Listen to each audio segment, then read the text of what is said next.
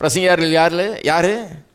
பரலோகத்திலிருந்து அனுப்பப்பட்ட ஏதோ ஒரு ஸ்தாபனத்திலிருந்து வேலைக்கு வைக்கப்பட்ட இல்லை, பரலோகத்திலிருந்து அனுப்பப்பட்ட பரிசுத்த ஆவியினாலே உங்களுக்கு சுவிசேஷத்தை பிரசங்கித்தவர்கள் உண்டு. இவைகள் இப்பொழுது உங்களுக்கு அறிவிக்கப்பட்டு வருகிறது. அதான் நடந்துகிட்டு இருக்குது பகல்ல. என்னத்தை பிரசங்கம் பண்ணிட்டு வர்றோம்? அந்த தீர்க்கதரிசிகள் சொன்னது, அந்த வார்த்தைகள் எப்படி நம்முடைய காலத்தில் நிறைவேறி இருக்கிறது, வாழ்ந்து நம்ம இப்போ எதில் வாழ்ந்துகிட்டு இருக்கிறோம், அதன் ஆசீர்வாதங்களில் வாழ்ந்துட்டு இருக்கிறோம். பாடுகள் முடிஞ்சிருச்சு, இப்போ அந்த மகிமைக்குள்ளே நாம் பிரவேசித்திருக்கிறோம். மகிமையினாலும் கனத்தினாலும் முடிய சுட்டுப்பட்டிருக்கிறோம் என்கிறத பிரசங்கித்துட்டு வர்றோம். இவைகளை உற்று பார்க்க தேவதூதரும் ஆசையாக இருக்கிறார்கள். ஹலோ, இங்கே உள்ளெல்லாம் உட்காந்துருக்கிறீங்க, வெளியே இதை காட்டில் நிறைய பேர் உட்காந்துருக்கிறீங்க. இன்னும் மேலே தேவதூதர்கள் கூட்டம், பயங்கர கூட்டம், பால்கனி க்ரௌடு. நான் ஆளே இல்லாத காலத்தில் கூட பால்கனி க்ரௌடு நினச்சி தான் பிரசங்கம் பண்ணுறது. பெரிய க்ரௌட் இருக்குது, பெரிய ஸ்டேடியத்தில் பிரசங்கம் பண்ணுற மாதிரி தான் பண்ணிகிட்டு இருக்கிறேன். ஏன்னா இங்கே இருக்கிறது ஒன்றுமே கிடையாது. இங்கே காட்டிலும் பரலோகத்தில் தேவதூதர்கள் இந்த பிரசங்கத்தை கேட்டுட்டு இருக்கிறாங்க. ஏன்னா இந்த காரியங்கள் அவர்களுக்கு விளங்காத காரியங்களாக இருந்தது.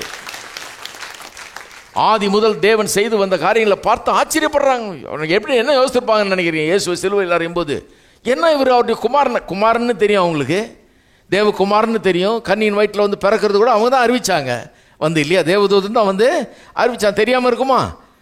இயேசு பிறப்பாருன்னு அறிவிச்சாச்சு, எல்லாம் பண்ணியாச்சு. எல்லாம் பண்ணிவிட்டு இப்போ சிலுவையில் அறையப்படும் போது வாழை உருவிட்டு ரெடியாக காத்துட்டு இருக்கிறாங்க.